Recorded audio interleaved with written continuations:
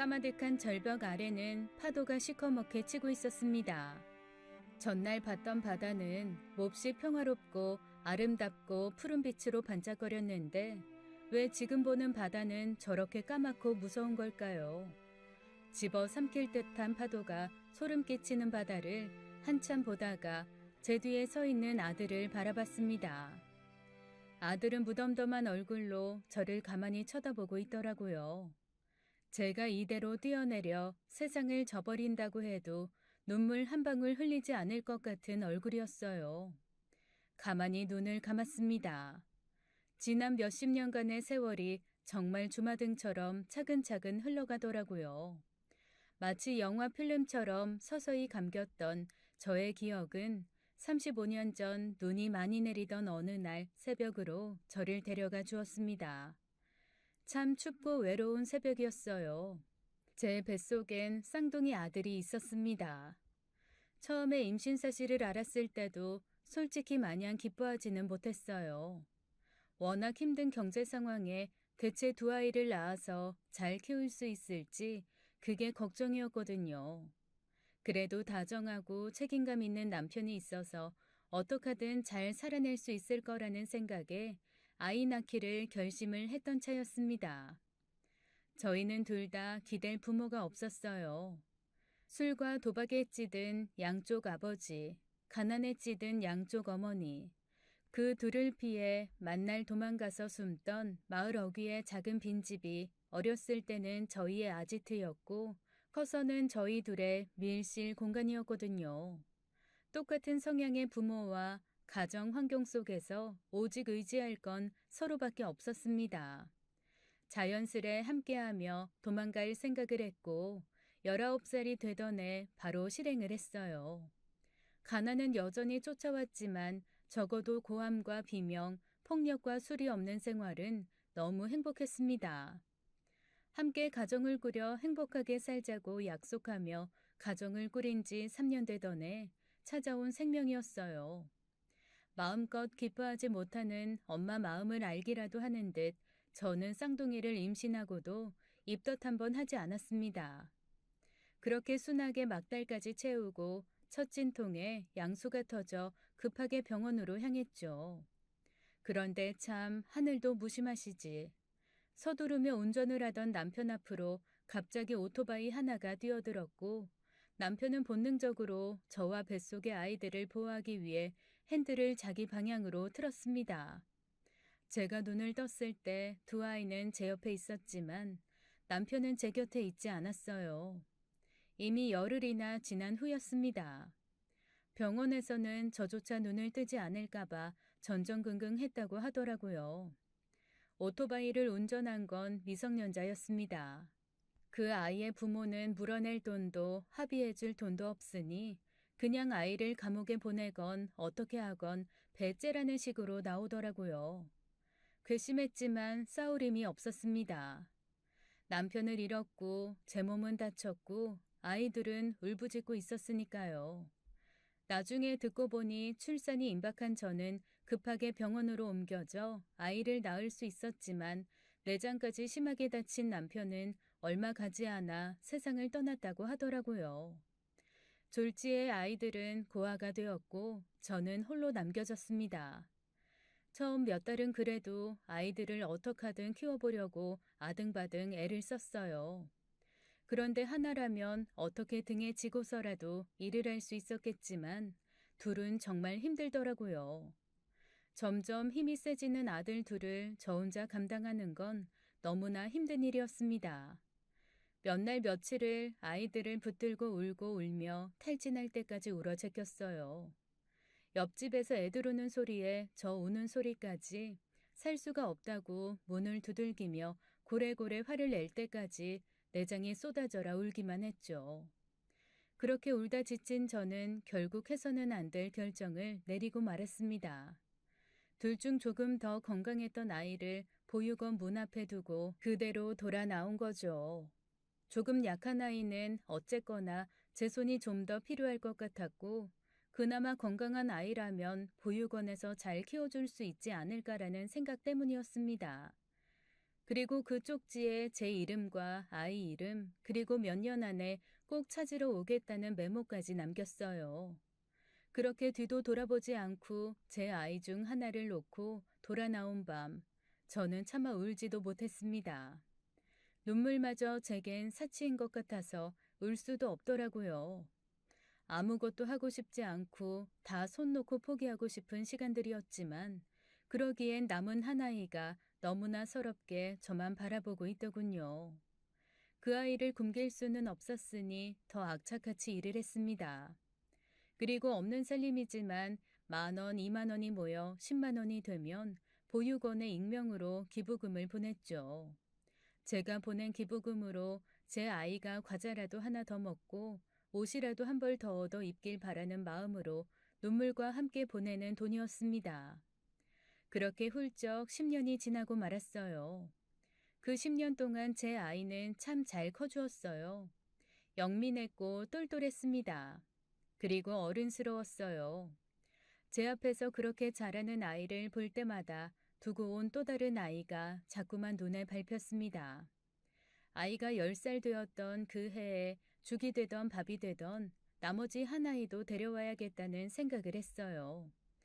도저히 마음이 부서져서 이렇게는 못 살겠더라고요. 그런데 그렇게 찾아간 보육원은 흔적도 없이 사라지고 없었습니다. 주변에 물어봤더니 이미 몇 년 전부터 보육원은 문을 닫고 거기 있던 아이들도 다 뿔뿔이 흩어졌다는 얘기를 들었어요. 너무 황당했죠. 그동안 제가 쭉 후원금을 보내던 계좌가 몇 년 전부터 없는 계좌라고 나와서 그냥 바뀌었나 보다라고 생각했거든요. 그런데 그쯤 보육원이 문을 닫았던 겁니다. 왜 그 생각을 미처 못했을까 아차 싶더라고요. 몹시 당황스러웠습니다. 그대로 제 아이 하나를 잃은 것 같아 정말 장이 끊어지게 울고 또 울었어요. 남은 아이는 제가 왜 우는지를 몰라 어리둥절하게 저를 바라볼 뿐이었죠. 슬픔을 잊는 건 그저 몸을 바쁘게 굴리는 것밖에 방법이 없더라고요. 2개 하던 일을 3개로 늘리고 3개 하던 일을 4개로 늘리며 몸 돌볼 새 없이 그렇게 살았습니다. 그렇게 앞만 보고 달리던 어느 날 제 앞에 한 남자가 나타났어요. 제가 일하던 음식점 골목 밖에서 지물포를 하는 남자였어요. 아버지한테 물려받은 지물포를 성실하게 운영하는 사람이었는데 저보다 4살 어린 동생이었죠. 제가 일하는 음식점이 추어탕 집이었거든요. 어느 날부터 점심때도 저녁때도 와서 추어탕을 먹길래 저 남자는 정말 추어탕을 많이 좋아하나 보다라고 생각했습니다. 그런데 아무리 추어탕을 좋아해도 1년을 하루 2끼 먹는 건 좀 어렵잖아요.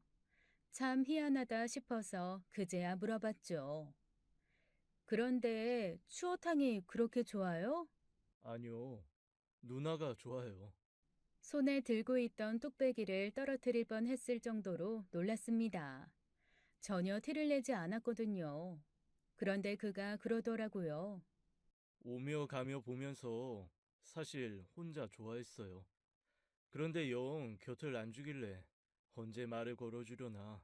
내가 매일 가서 추어탕을 먹으면 한 번은 말을 걸려나 하고 먹었는데 이게 1년이 될 줄은 몰랐네요.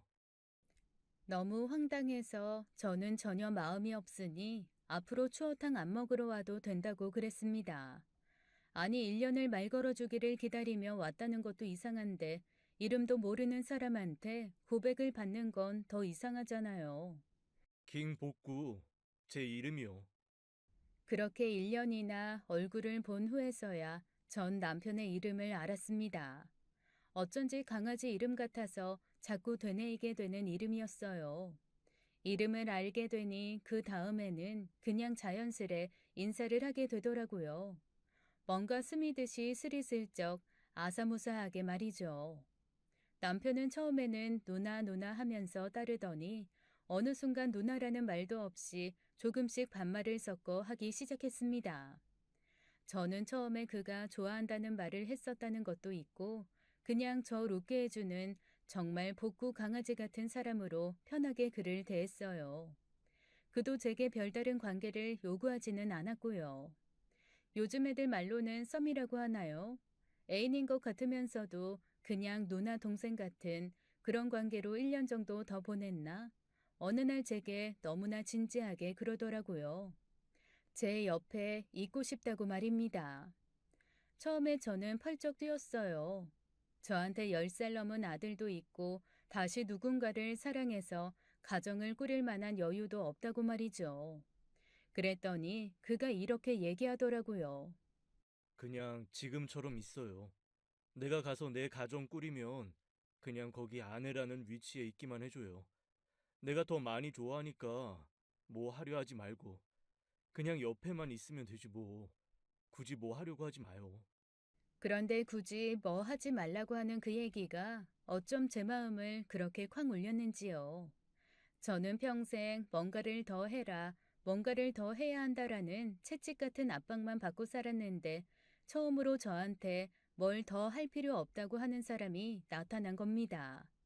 어렸을 때는 뭐라도 해서 돈을 벌어와라, 술 외상으로 가져와라, 그런 말만 듣고 살았고 조금 커서는 네가 잘해서 엄마 아빠 먹여 살려야 한다는 부담을 안고 살았습니다. 그리고 그 모든 걸 버리고 떠난 후에도 저는 남편 없이 아이를 잘 키워내야 한다. 어떻게든 돈을 더 벌어서 이 아이를 제대로 키워야 한다는 생각에 저를 몰아붙였거든요.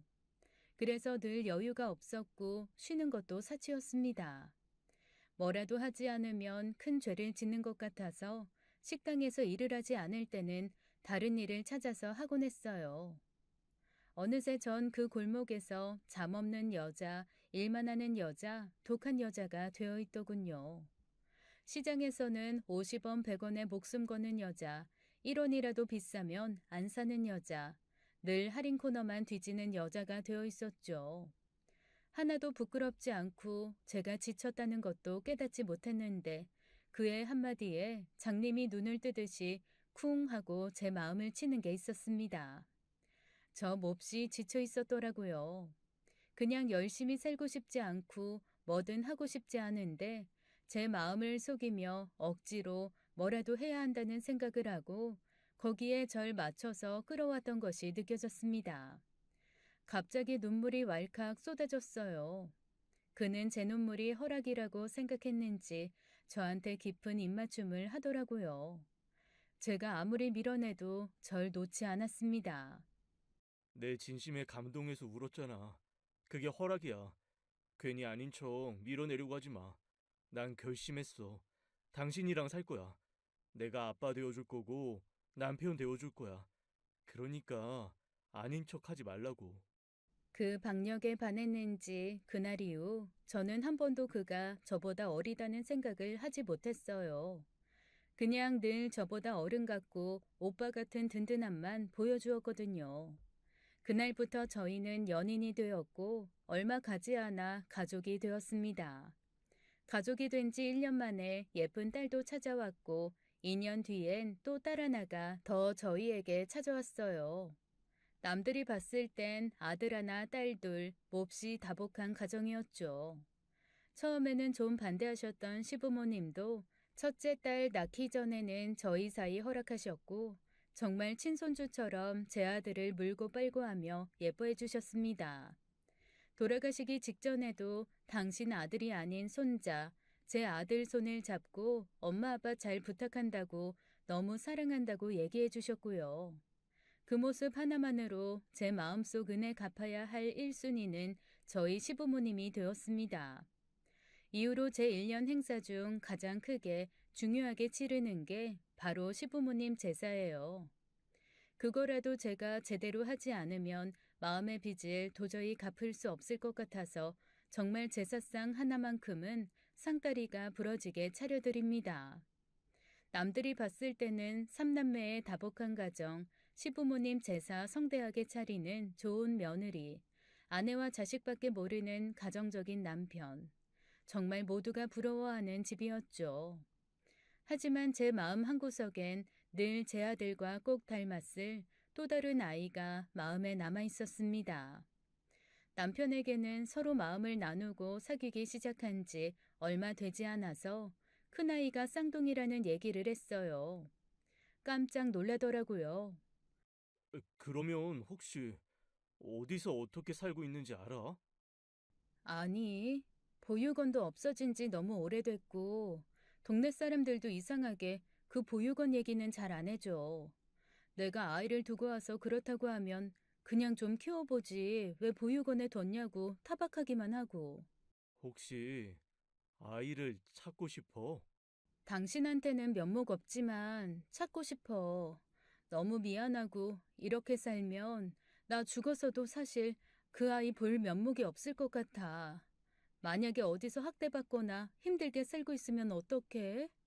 나 원망하는 건 상관없는데 그냥 아프게 힘들게 살지만 않았으면 좋겠어.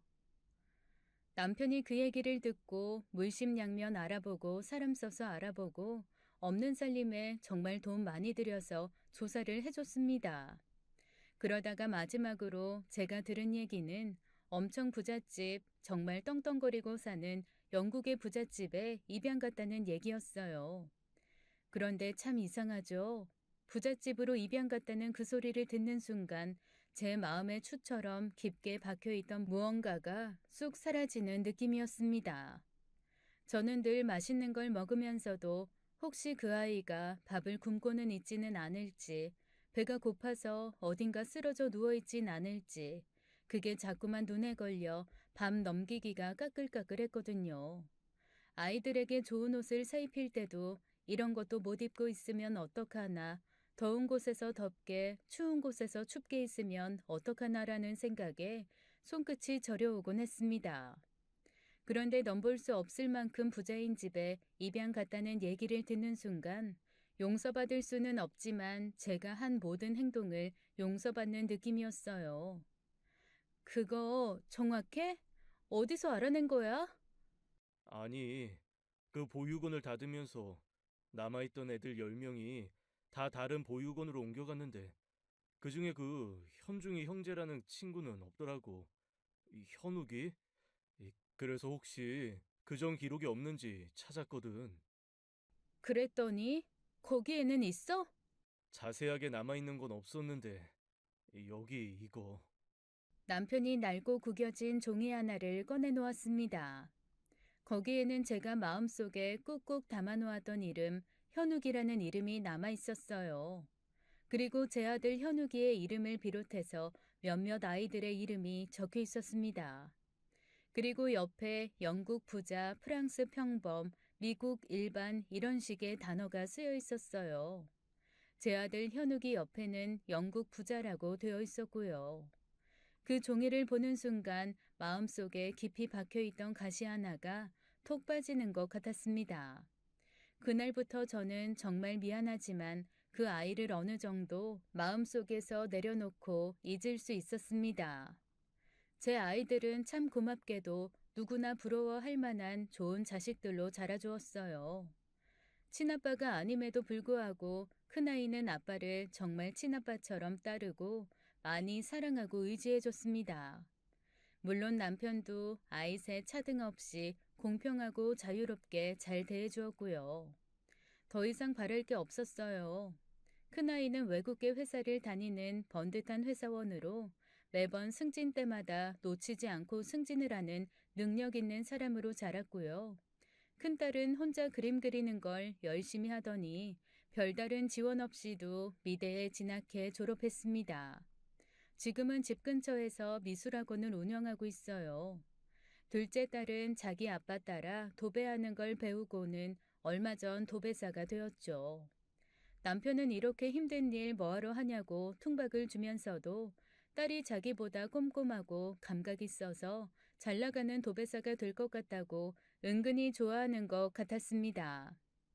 딸 역시 요즘처럼 인력 부족할 때는 기술이 최고라며 자기는 대학 가서 공부하는 것보다 이게 더 적성에 맞는다고 똑부러지게 말하더라고요. 세 녀석 다 자기 자리에서 든든하게 살아주니 그저 고마울 따름이었습니다. 그렇게 세월이 흘러 저는 어느덧 환갑을 맞이하게 되었어요. 환갑을 코앞에 두고 저보다 4살 어린 남편이 저한테 장난스럽게 그러더라고요. 아이, 그러지 말고 이 4년만 더 기다려. 나랑 같이 환갑잔치 하자. 그랬더니 제 딸들이 펄펄 들고 일어났습니다. 아빠, 아니 무슨 생일 잔치를 원 플러스 원도 아니고 생일 같이 하자는 것만큼 서러운 일도 없어요. 엄마 생신은 엄마 생신대로 챙기고 아빠 생신 때는 아빠 생신 챙기고 그렇게 우리가 2번 챙겨드릴 테니까 이번엔 엄마 제대로 환갑잔치 한번 해요. 아이고, 얘 요즘에 누가 환갑잔치 하니? 아유, 아무도 안 해. 칠순이면 모를까. 환갑은 아직 청춘이야. 엄마 그렇게 청춘이니까 우리 삼남매랑 엄마랑 여행 갈까? 아니면 모녀 셋이서 모녀 여행 어때요? 아유, 여행은 무슨 여행이야. 됐어. 네 아빠 말대로 그냥 4년 뒤에 원 플러스 원 더 성대하게 해줘. 아주 호텔 빌려서 삐까뻔쩍하게 해주고 막 가수도 불러줘. 예산이 만만치 않겠는데. 4년 동안 우리 삼남매가 아주 뼈 빠지게 모아야겠어. 그때 아들이 그러더라고요. 아이, 엄마, 그런데 만약에 여행을 가더라도 나는 못 가. 나 출장이 좀 길게 잡혀가지고 엄마 생신 그 무렵에 아마 출장 가 있을 것 같아요. 아, 뭐야, 오빠. 타이밍 정말 기가 막히네. 어떻게 딱 그때 출장이 잡혔대? 아이, 좀 더 정확해지면 말하려고 했는데 아마 내년에 영국 해외 지사 나갈 수 있을 것 같아요. 한 5년 정도? 어머, 나 그럼 우리 애들 데리고 놀러 가도 돼? 아니다. 5년 동안 그냥 오빠가 데리고 있을래? 애들 영어 공부 좀 하게. 야, 3살, 5살을 내가 어떻게 데리고 있냐? 그냥 여름에 한번 부모님 모시고 놀러 와. 그리고 아직 확실한 거 아니라니까. 언제 확정될지 몰라. 이번에 다녀와 봐야 알아. 영국이라는 말에 제 귀가 번쩍했습니다. 영국? 영국을 간다고? 네, 영국으로 해외 지사 나갈 것 같은데 이번에 출장 가서 뭐 아마 해외 지사에 있는 사람들 만나고 이런저런 얘기하면서 좀 구체화시킬 수 있을 것 같아요. 제 마음 한구석이 찌르르 아파왔습니다. 분명 그 아이는 모르겠지만 자기와 똑같이 생긴 1분 먼저 태어난 형이 영국에 있다는 걸 알고 하늘이 이 아이를 거기로 보내려는 게 아닐까라는 얼토당토 않는 생각까지 들었어요. 쌍둥이끼리는 뭔가 서로 당기는 게 있다잖아요. 혹시 이 아이들이 가서 우연이라도 만나게 되면 서로 당황하지 않게 사실 네가 쌍둥이였다라는 얘기를 해줘야 되나 말아야 되나 고민이 깊어지더라고요. 하지만 어떤 게 맞는지 판단이 되지 않았습니다. 남편한테 슬쩍 얘기했다가 구박만 잔뜩 받기도 했고요. 남편은 지금까지 쭉 모르고 살았는데 굳이 먼저 알릴 필요 있겠냐며 모르고 산 건 끝까지 모르고 사는 게 낫다라고 하더라고요. 그러면서 저한테 아무 말도 하지 말라고 했습니다. 세상이 좁다고는 하지만, 그래도 또 의외로 부딪히는 게 적어. 지금까지 30년이 넘게 외아들로 알고 살았는데, 형제, 그것도 자기 쌍둥이 형제가 있다는 걸 알면 얼마나 충격이겠어. 그냥 둬요. 그냥 둬. 만약에 나중에 영국에서 서로 마주치게 되면, 뭐 그거야말로 그냥 인연이고 하늘의 뜻이겠지. 그런데 굳이 먼저 말해서 뭐 애 힘들게 할 필요는 없을 것 같아. 남편의 말을 듣고 보니 그 말도 맞는 것 같아서 저도 그냥 가만히 있기로 했어요. 그렇게 저희 환갑은 아들은 출장을 가고 딸들은 각각 자기의 일상을 보내는 걸로 정리되었습니다. 대신 그 주 주말에 다 같이 모여서 식사나 한번 하자고 했죠. 사실 환갑에 대해 그다지 큰 기대가 없어서 그런지 별로 서운한 것도 없더라고요. 다만 영국으로 갈 수도 있다는 아들이 정말 거기서 자기 쌍둥이 형을 만나면 어떡하나 오직 그 생각이 저는 더 많이 들었습니다. 그렇게 몇 주가 그냥 무르르듯 흐르더라고요. 영국 출장 준비로 바쁜 아들은 도통 연락이 없고 딸들도 각자 삶이 바빠서인지 이렇다 저렇다 말이 없었어요. 그런데 어느 날 뜬금없이 제 핸드폰이 아닌 집으로 전화가 한 통 오더라고요. 집 전화 올릴 일이 별로 없어서 의아해하면서 받았는데 아들이었습니다. 너 핸드폰으로 전화하지 왜 집으로 했어? 아, 제 핸드폰 지금 잠깐 어디 놓고 와서요. 엄마, 저랑 여행 가실래요? 여행? 무슨 여행? 갑자기? 그냥 우리 주말에 점심 저녁 먹기로 했잖아. 아니, 동생들한테까지 얘기하면 괜히 일 커질 것 같아서 그냥 엄마한테 몰래 단둘이 여행 가자고 데이트 신청하는 거예요. 아유, 우리 아들 로맨틱하네. 엄마한테 데이트 신청도 할 줄 알고. 그래, 그러면 우리 비밀로 슬그머니 갔다 올까? 저야 좋죠. 엄마 그냥 우리 내일 떠나요. 내일 너 출장 간다 그러지 않았어? 아, 출장 며칠 미뤄졌어요. 그래서 출장 가기 전에 엄마랑 여행 먼저 다녀오고 그 다음에 출장 다녀오려고요. 내일 아침에 제가 모시러 갈게요. 아무한테도 얘기하지 마요. 우리 둘의 비밀 여행이니까. 네 아빠한테도 비밀로 하라고? 아빠 알면 질투할 텐데. 같이 따라간다고 그러면 어떡해. 그래, 하긴 네 아빠 그러고도 남지. 맞다. 내일 네 아빠 어차피 새벽에 지방으로 출장 간다 그랬어. 후배가 집을 지었는데 거기 도배 싹 해달라고 아마 부탁을 했나 봐. 며칠 걸린다고 했으니까 말 안 하고 슬그머니 다녀오면 되겠다. 타이밍이 좋네. 알았어요, 엄마. 그럼 내일 오전에 한 8시쯤 모시러 갈게요. 아들이 그렇게 전화를 하고 끝낸데 뭔가 마음이 두근두근했습니다. 이 녀석이 워낙 속이 깊고 과묵한 편이긴 한데 이런 식으로 아주 가끔 아주 드물게 로맨틱한 모습을 보여줄 때면 꼭 연애하는 것 같고 좋더라고요. 언젠가 이 친구도 언젠가 이 녀석도 장가를 가면 저보다는 자기 아내한테 더 집중할 텐데 그나마 제 아들로 있을 때 한 번쯤 단둘이 같이 여행 가는 것도 나쁘지 않겠다 싶은 생각이 들었습니다. 전화기 밖으로 나오는 목소리가 평소와는 달리 좀 잠겨 있고 살짝 쉰 것도 같고 해서 혹시 감기라도 걸린 게 아닌가 걱정은 좀 들었어요. 그래서 아들 먹일 생강차를 끓이면서 슬금슬금 짐을 싸는데 이거 은근 스릴 있고 즐겁더라고요. 그렇게 그날 저녁 저는 설레는 마음을 안고 잠이 들었습니다. 다음날 아침 아들은 절 데리러 왔더라고요. 그런데 아들 얼굴이 묘하게 마르고 힘들어 보였습니다. 너 왜 이렇게 몇 주새 마르고 힘들어 보이니? 아, 출장 준비하느라 좀 피곤했나 보지 뭐. 요 며칠 좀 많이 바빴어요. 네가 어렸을 때부터 좀 예민하긴 했어. 엄마가 그래서 매실액 준 거 수시로 마시라니까. 안 그래도 어제 목소리 잠긴 것 같아서 너 좋아하는 생강차 해왔는데. 잠깐만. 혹시 또 장 안 좋은 거 아니야? 예민하면 장 탈나잖아. 얘 잠시만 기다려라. 여행 다니면서 장 꾸르륵거리면 괴로워. 내가 매실액 좀 챙겨올게. 저는 급하게 집으로 들어가서 평소 아들 챙겨 먹였던 매실액, 홍삼, 유산균 이런 것들을 싹 쓸어서 챙겨 나왔습니다. 어쩐지 전화 목소리도 좀 이상하더라니. 어서 좋은 여자 만나서 장가 가라니까. 혼자 살면 뭐가 힘들어도 힘들어. 너 프로폴리스는 먹고 있니? 아이, 먹어요. 그냥 컨디션이 좀 안 좋다니까.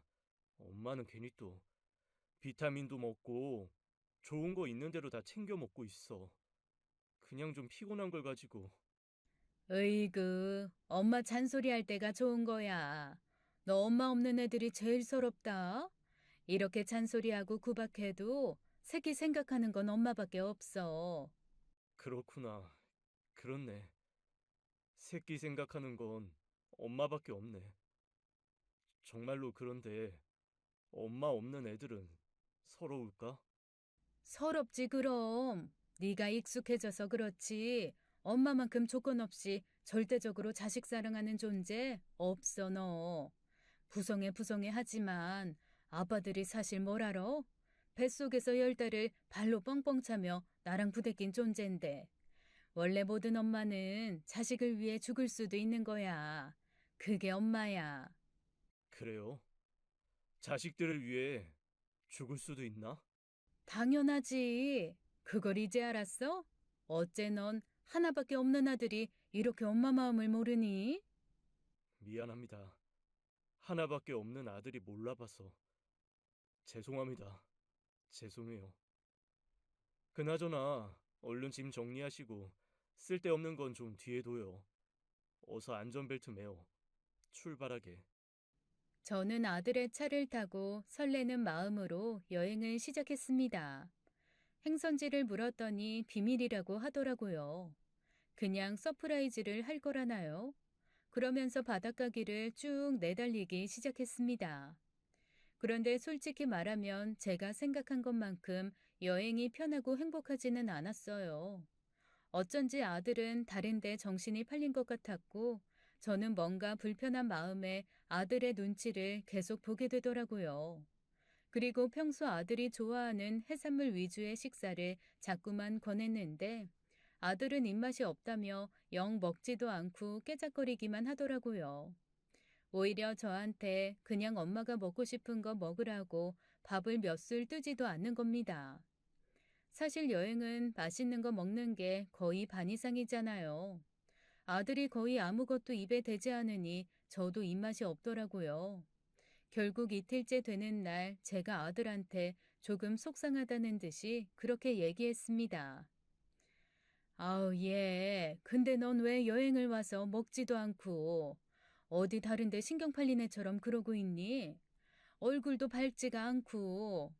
그래도 엄마 너랑 여행 왔는데 네가 너무 그러고 있으니까 마음이 불편해. 미안해요. 이것저것 생각할 게 많아서 그런가? 나도 모르게 그렇게 되네. 왜? 고민 있어? 무슨 고민인데? 엄마한테 말해봐. 아니, 뭐, 고민이야 늘 많지. 조금 답답하더라고요. 뭐라도 말을 하면 제가 도와줄 수는 없어도 들어줄 수는 있잖아요. 그리고 이 녀석이 평소에 고민이 있다고 해서 이렇게 티를 내는 녀석이 아닌데 이렇게 티를 내고 앉아 있으니 뭔가 심각한 게 발생을 했나 해외 출장을 나가기로 한 게 뭔가 잘못된 건가 싶었습니다. 아니면 회사 일 자체에 문제가 생긴 건 아닌지 오만 생각이 다 들더라고요. 그렇게 어색한 여행이 끝나갈 즈음이었어요. 그동안 남편하고도 별다른 얘기 없고 딸들하고도 크게 연락을 할 일이 없었거든요. 저희가 원래 연락이 많은 가족은 아닙니다. 서로 무소식이 희소식이다 하면서 사는 그런 사람들이라 특별한 일 없으면 메신저도 잘 안 하고 문자나 전화도 잘 하지 않습니다. 그런데 아들과 함께 차를 타고 근처에 멋진 절벽 풍경이 있다고 해서 보러 가는 길에 딸한테 전화가 오는 거예요. 얘가 웬일인가 싶어 얼른 전화를 받았죠. 무슨 일이야? 엄마, 지금 어디야?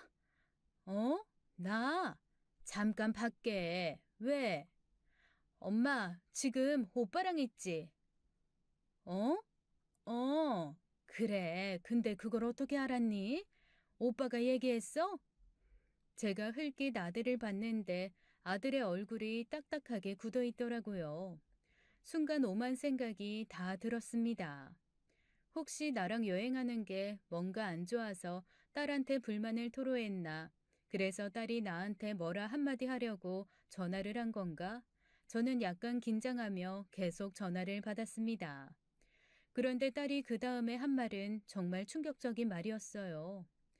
엄마, 그 사람 우리 오빠 아니야. 네 오빠가 아니라니. 무슨 소리야? 제가 그러면서 옆에 아들 얼굴을 봤습니다. 아들이 입을 앙다물고 갑자기 엑셀을 밟더라고요. 그리고 제 손에서 순식간에 전화기를 빼앗아 달리는 차 밖으로 내던져 버렸습니다. 그 순간 제 머리를 쾅 치고 지나가는 생각이 하나 있었어요. 그리고 조각조각 났던 기억들이 하나하나 꿰어 맞춰지며 그동안 여행하는 내내 마음 깊은 곳에서 소용돌이치던 의심이 역시라는 단어로 귀결되더라고요. 비로소 그 결론이 제 머릿속을 쿵하고 때렸습니다. 제가 조용히 물었어요. 너 혹시 현욱이니? 아들의 눈이 빨갛게 달아오르며 눈물이 차오르더라고요. 그게 제 이름이었나 보죠? 갑자기 가슴이 먹먹해지면서 눈물이 쏟아져 나왔습니다. 그동안 어떻게 살았어? 잘 살았어? 건강한 거야? 아니, 어떻게 이렇게 나타나? 제 옆에 3박 4일간 있던 그 아들은 제가 고아원에 두고 왔던 저의 첫아이, 몸이 건강하다는 이유로 제가 손을 놓아야 했던 제 아들이었습니다. 제가 눈물을 흘리며 그렇게 묻자 아들은 아무렇지도 않게 대답하더라고요. 죽지 못해 살았어요.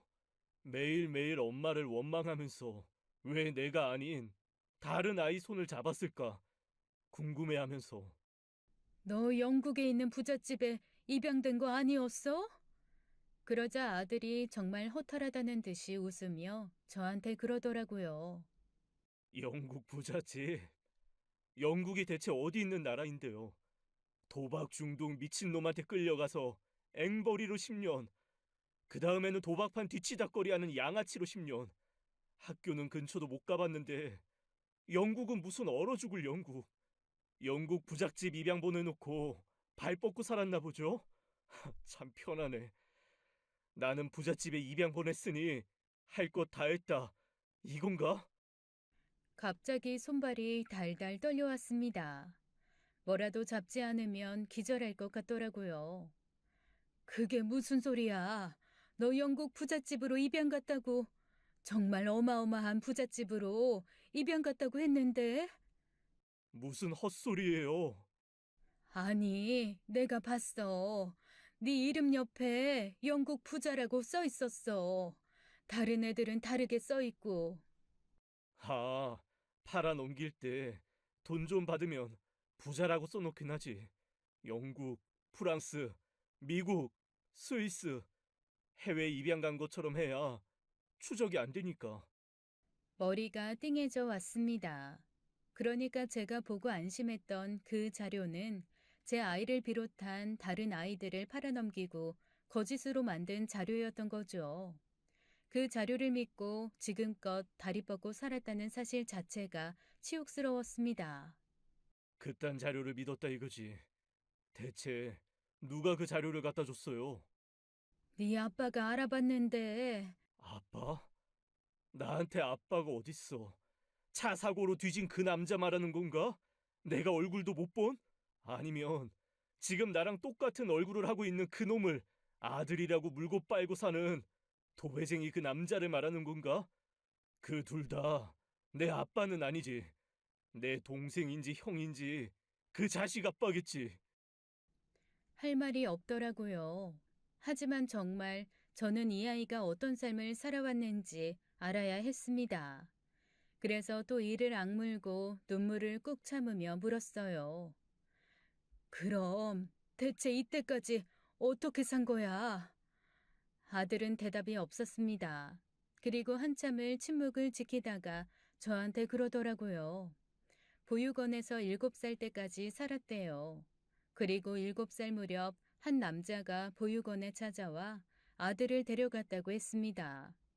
보육원 원장은 아들한테 아빠가 생겼으니 앞으로 아빠 말 잘 듣고 착한 아이가 되어야 한다며 보냈다고 했습니다. 그리고 손에 10,000원짜리 한 장을 쥐어주었다네요. 그 10,000원 지금 어디 있는 줄 알아요?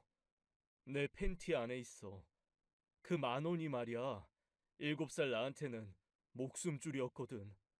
어떻게든 뺏기지 않게 둬야 하고 혹시 너무 밥을 못 먹어서 굶어 죽을 것 같으면 그걸로 뭐라도 사 먹어야 하는 돈. 그런데 돈이 한 푼 두 푼 생겨도 그 10,000원을 내가 못 쓰겠더라고. 쓰고 나면 죽을 것 같아서. 아들은 그렇게 말하며 계속 얘기를 이어나갔습니다. 고아원 원장이 넘긴 그 남자, 그 아빠라는 사람이 도박꾼이었다네요. 그것도 전국을 떠돌면서 도박판을 설계하고 판 벌렸다가 걸리면 도망가고 숨어 있고 하는 전문 도박꾼이요. 나중에 아이가 커서 나름 알아보니까 그 보육원이 앵벌이나 도박판에 있는 사람들한테 연고 없는 아이들을 넘겨주는 나쁜 사람이 하는 곳이었더라고요. 저는 그것도 모르고 나름 크고 시설이 좋아 보이는 곳에 아이를 데려다 놓았는데 아이한테 그 얘기를 듣는 그 순간부터 심장이 옥죄어 왔습니다. 그렇게 7살의 도박꾼의 아들로 들어간 제 아이, 호적도 없이 그 남자의 시종처럼 살았던 겁니다. 도박이라도 할 때는 그나마 편했다고 했어요. 돈이 후하게 돌아가니 그래도 짜장면이라도 시켜주고 귀찮으면 10,000원짜리 몇 장 쥐어주며 나가 있으라고 했다나요. 모은 돈을 어떻게 해야 할지도 몰라 그냥 깡통 하나 구해서 땅에 파묻어두곤 했다는 말을 듣고 대체 이게 어느 시대 어떤 삶을 살아온 사람의 얘기인지 가슴을 쥐어뜯으며 듣게 되더라고요. 그런데 웃긴 게 뭔 줄 알아요? 땅에 그렇게 묻어두면 기가 막히게 쥐새끼들이 그걸 파가. 왜냐면 깡통이 아무리 오래되었어도 거기 음식 담겨 있다는 걸 이 새끼들이 아는 거지. 몰래 가서 파보면 다 쥐 파먹어서 너덜거려. 그럼 그건 이미 돈이 아니야. 그렇게 날리면 며칠 또 굶는 거지 뭐. 아니면 구걸하고 앵벌이하고. 제가 지하철이나 길거리에서 봤던 구걸하는 아이들 중 하나가 제 아들이었던 거죠. 그렇게 앵벌이를 하다가 어느 정도 나이가 든 후부터는 도박에서 돈이 왔다 갔다 할 때 쓰는 불법 도박 자금들을 옮기는 일을 했다고 했습니다. 그렇게 해서 들켜도 청소년일 경우에는 훈방 조치 정도 되니까 계속했던 모양이에요. 아마 소년원에도 몇 번 왔다 갔다 한 듯 했습니다. 성인이 되어서는 소년원에서 만난 형들 따라다니며 본격적으로 깡패 짓을 했다고 하니까요. 그나마 아빠랍시고 가끔 먹을 것이나 챙겨주던 그 사람은 아들이 13살이 되었을 때 도박판에서 싸움에 휘말려 죽었다고 했습니다. 그래도 돌봐주던 사람이 죽고 나서 정말로 의지할 곳이 없게 된 제 아들은 안 해본 일이 없이 살았다더라고요. 어지간한 일은 다 했지. 사람도 때려보고 보이스피싱도 해보고. 아, 나 보이스피싱 하느라고 비행기도 탔네 진짜. 필리핀에서 한 3년 있었나? 그것도 또 세력 싸움이 있어서 서로 칼부림 해대는 통에 한국 들어와서 또 한 1년은 숨어 살았네. 그리고 돈 안 갚는 사람들 하나하나 데려다가 괴롭히는 일도 했었죠. 왜 흔히 사채 쓰다가 안 갚으면 묶어놓고 때린다고 하잖아요. 내가 때리는 사람이었어요. 원래 때리는 사람한테는 다른 사람들이 아는 체를 안 하거든. 왜냐, 아는 체 하면은 맞거나 돈 내놔야 하니까. 그런데 어느 날 내 돈을 받으러 가는데 누가 나한테 와서 너무 반갑게 인사를 하는 거야. 내가 평생 만나본 적 없는 얌복쟁이가. 그래서 이 새끼 뭐야라는 얼굴로 봤는데 상대방이 죄송하다고 사람 잘못 본 것 같다고 그러면서 고개를 갸웃갸웃하더라고. 그래서 내가 뭐야 저놈 새끼 하고 지나갔는데 그리고 나서 2번 정도 각각 다른 사람이 또 나한테 반갑게 달려와서는 또 아는 척을 하는 거야. 그래서 내가 대체 누구로 생각한 거냐고 그랬더니 현중이라고 하대. 엄마 알죠? 현중이. 엄마가 그렇게 애지중지 키운 엄마 아들. 나 버리고 데려간 그 아들. 아, 나 그때까지 몰랐잖아. 나한테 형제 있는 거. 그때 생각했어요. 어라? 혹시 나랑 똑같이 생긴 놈이 있나? 나 혹시 이 세상에 혼자가 아닌가? 그 다음부터 사채 쓰고 튄 놈 찾듯이 현중이란 놈을 찾기 시작했어요. 나랑 나이 비슷할 거고 현중이란 이름에. 내가 돈 받으러 다니던 그 동네에서 왔다 갔다 하는 놈 찾으니까 한 20명 나오더라고. 그런데 그 20명 중에 나랑 정말로 얼굴이 똑같은 놈이 있을 거라고 생각을 못했지. 알아보니까 나이가 똑같더라고. 와, 쌍둥이인 거지. 내가 얼마나 기가 막혔는 줄 알아요? 아니, 솔직히 말하면 그래. 나보다 어린 동생이 더 손이 필요해서 나를 버렸다? 그건 좀 이해할 수 있었을 것 같았어. 그리고 나보다 만약에 나이가 엄청 많다? 그런데 나를 못 키울 환경이었다. 그것도 이해하려면 이해하겠지. 그런데 어떻게 쌍둥이 중에 하나를 그렇게 아무렇지도 않게 버리고 그러고 살 수 있는 건지.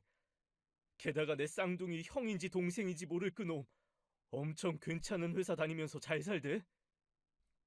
이거 엄마건 아빠건 힘들어서 날 버린 게 아니구나. 그냥 키우기 싫어서 날 버렸구나라는 생각이 드는 거야. 그래서 그놈을 쫓아갔지. 아니 그런데 집도 꽤 사시더라고. 떡하니 양옥집에 여동생들도 있고. 하, 기가 막히더만. 애 하나는 키우기 힘들어서 버렸으면서 애 셋은 괜찮았나 보지?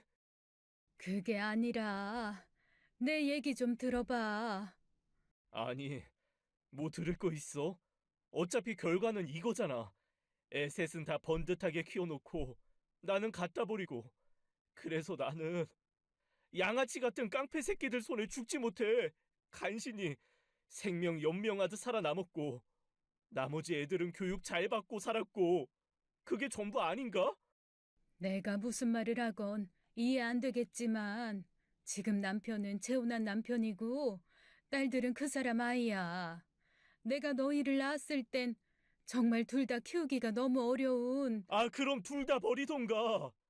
너무 불공평하잖아. 한 놈은 버리고 한 놈은 키우고 그 기준이 뭐야? 네가 좀 더 건강했어. 어딜 가서든지 그래도 잘 살아남을 수 있지 않을까 해서. 와, 진짜 할 말이 없네. 당신 바보야? 돌도 안 된 아기가 건강하면 얼마나 건강하고 약하면 얼마나 약한데. 건강하면 뭐 천하장사처럼 몇 날 며칠 접 굶고도 산대? 그 시기 아기면 그냥 손으로 눌러도 세상 떠나는 나약한 존재들 아닌가? 그런데 뭐? 건강해서 버렸다고? 정말 어이없고 이기적이네. 와, 몰랐네 내가. 엄마한테 버림받지 않으려면 아파야 되는구나. 그치? 건강하면 버림받는 거니까. 그렇지? 그러지 마. 그렇게 말하지 마. 그런 거 아니야. 하지만 한 번 화가 나서 앵돌아진 아들은 제 말을 귀담아 들을 생각이 없는 듯 했습니다. 저도 아들이 저를 이해하거나 용서할 거라고는 생각하지 않았어요. 하지만 제 얘기를 조금도 듣지 않고 본인의 태어난 것 자체를 다 부정하는 듯한 그 모습이 너무나 가슴이 아팠습니다. 어떡하든 아들의 지난 삶을 보상해주고 싶다는 생각이었어요. 그래서 제가 아들한테 그랬죠. 그래, 용서를 빌 수는 없을 거야. 네 마음이 그렇게 해서 풀릴 마음은 아니니까. 근데 조금만 내 얘기를 들어줘, 응? 용서. 우리 아주머니 낭만적이시네. 하긴 3일 내내 느꼈어. 참 이 사람 자식 버려놓고 해맑다. 정말 이렇게까지 환하게 웃을 수 있나? 단 한 번이라도 버린 자식이 그 마음에 와서 아팠던 적은 있을까? 어쩜 이렇게 해맑게 웃고 있지? 난 그렇게 매 순간이 지옥이었는데 용서처럼 낭만적인 얘기를 하시네. 어떻게 나한테 감히 용서라는 말을 할 수가 있지? 아들의 싸늘한 말을 듣고 저는 아무런 반박도 할 수가 없었습니다. 토하듯 자기 얘기를 쏟아내던 아들이 그렇게 미친 듯이 엑셀을 밟아 도착한 곳은 바닷물이 까마득한 절벽이었어요. 분명 이곳에 오기 전에는 너무나 예쁜 바다 풍경을 볼 수 있다는 생각에 가슴이 뛰었는데 정작 절벽 앞에 서고 나니 꼭 제 마음을 대변하는 곳에 서 있는 것 같아 마음이 무너지더라고요. 제가 아들에게 물었습니다. 그래서 내가 어떻게 하면 좋겠니? 아들이 아무 말도 하지 않더라고요.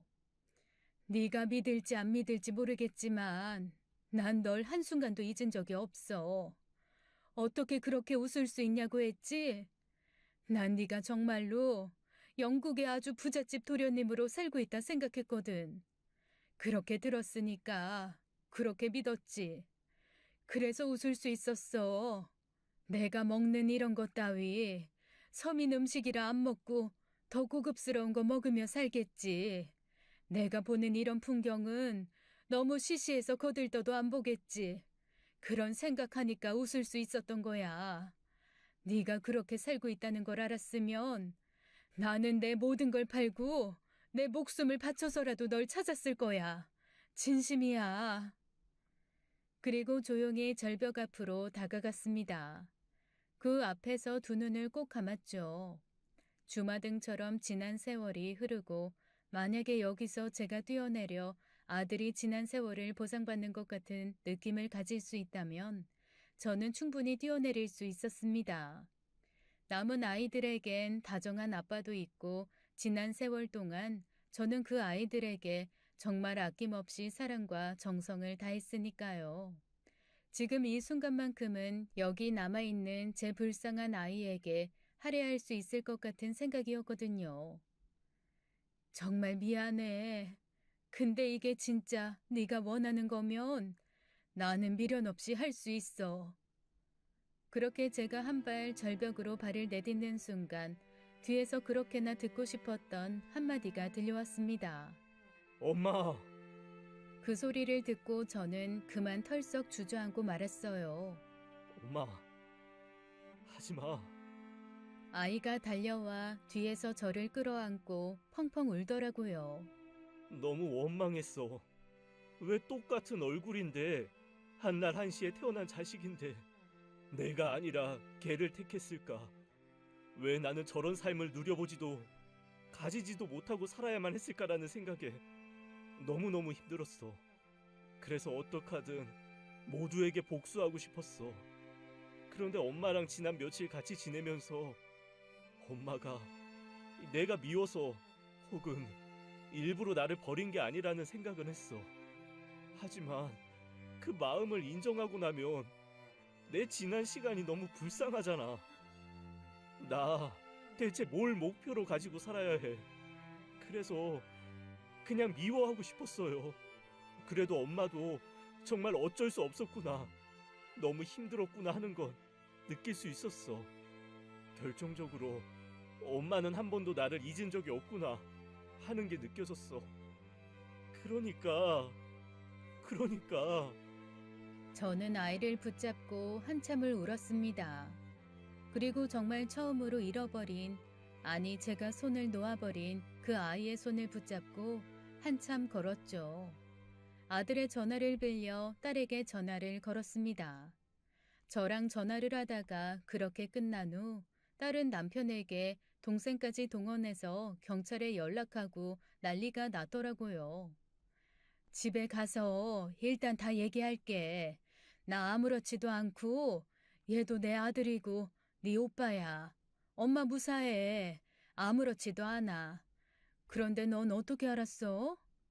그러자 딸이 저한테 그러더라고요. 엄청 험악한 사람들이 찾아와서 오빠 사진 내밀면서 이 사람 행방 아냐고 묻잖아. 누가 봐도 오빤데. 아니, 근데 이름이 다른 거야. 그 무서운 사람들이 그러더라고. 이 사람이 엄마 납치했다고. 자기네가 도와주러 온 거니까 보면 연락하라고.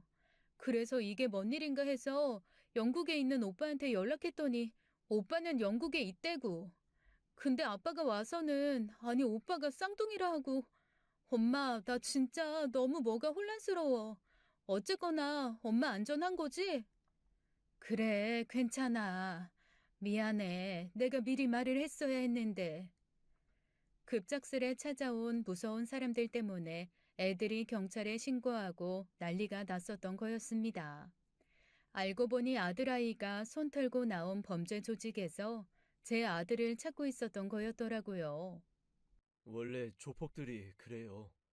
특히 나처럼 자금이나 조직 비밀 잘 아는 사람이 빠져나가면 그냥 없애버리려고 하거든. 어디 가서 불어버리면 그때부터는 곤란하니까. 해외 가서 지내는 게 다 그래서 그런 거야. 왜 나온 거야? 그러자 아들이 허탈하게 웃으며 그러더라고요. 엄마는 웃겠지만 내가 한두 달 정도 계속 엄마랑 집에 있는 자식들 살펴봤거든. 그런데 다들 너무 괜찮은 거지. 그냥 딱 화평한 가족? 그때 처음으로 꿈이 생겼어. 아, 저 가족. 저 안에 들어가고 싶다. 나도 저 일원이 되고 싶다라는 생각이 들더라고. 어이없지. 왜 어이가 없어? 당연히 가족이지. 당연한 걸 왜 어이없다고 해? 내가 어떻게 가족 안으로 들어가? 말이 안 되지. 그런데 적어도 몸뚱이 찜질 당하면서 내쫓기지 않으려면 그냥 있는 세계에서 나오기라도 해야겠다. 라는 생각이 들더라고. 그래서 나왔어. 잘했어. 안 늦었어. 얘, 100세 시대야. 사람이 100년 산다고 했을 때 너 아직 반도 안 살았잖아. 그냥 지금부터 잘 살면 돼. 엄마도 아빠도 너 도울 거고 어떻게든 너 잘 살 수 있게 할 거야. 그놈들 벌써 엄마 딸들한테 찾아갔다며. 내가 나타나거나 완전히 사라지지 않으면 계속 괴롭힐 거야. 내가 알아서 할게요. 아들은 자기가 다시 사라져서 어떻게든 수습하겠다고 했지만 저는 다시 잡은 이 아이의 손을 놓아줄 생각이 없습니다. 범죄 조직이 아니라 한 나라의 군대가 온다고 해도 이 아이를 지키기 위해 전 싸울 거거든요. 그래서 제가 그랬죠. 엄마 2번 다시는 네 손 안 놔. 너 내 눈앞에서 못 사라져. 우리 집으로 가자. 네 가족이 있는 집으로, 응? 어린 아이처럼 제 품에 안겨 엉엉 우는 그 아이를 꼭 안고 저는 맹세했습니다. 다시는 이 아이를 울리지 않겠다고, 죽는 날까지 이 손을 놓지 않겠다고 말이죠. 지금까지 사연 읽어주는 남녀였습니다. 끝까지 시청해주신 여러분 감사드리며 저희는 다음 사연으로 돌아올게요. 감사합니다.